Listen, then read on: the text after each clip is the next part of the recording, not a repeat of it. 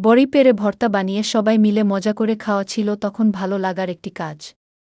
সময় বদলে গেছে, সঙ্গে মানুষের লাইফস্টাইলও। এখন আর কেউ কারো গাছের বড়ি পাড়তে যায় না। তবে ভর্তা কিন্তু চাইলে বানিয়ে খাওয়াই যায়। যাদের গাছ নেই সেই শহুরে মানুষদের ভরসা বাজারেই পেয়ে যাবেন টাটকা লাল সবুজ বড়ি। বড়ইগুলো ভালো করে পানি দিয়ে ধুয়ে নিয়েছি। আমার হামানদিস্তা ছোট হয়ে গেছে তাই অল্প অল্প করে দিয়ে সব ছেঁচে নিচ্ছি। আচ্ছা, আপনারা যারা রান্না বিষয়ক বিভিন্ন টিপস পেতে চান তাহলে চ্যানেলটি সাবস্ক্রাইব করে পাশে থাকুন। ভালো লাগলে ভিডিওতে একটি লাইক, কমেন্ট, শেয়ার করে দিয়ে অন্যদের দেখার সুযোগ করে দিন।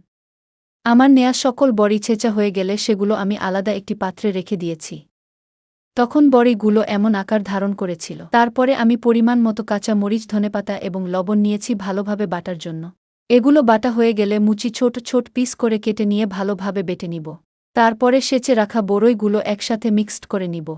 আমি জানি এই বড়ি ভর্তা প্রতিটি মানুষের কাছে খুবই লোভনীয় একটি খাবার।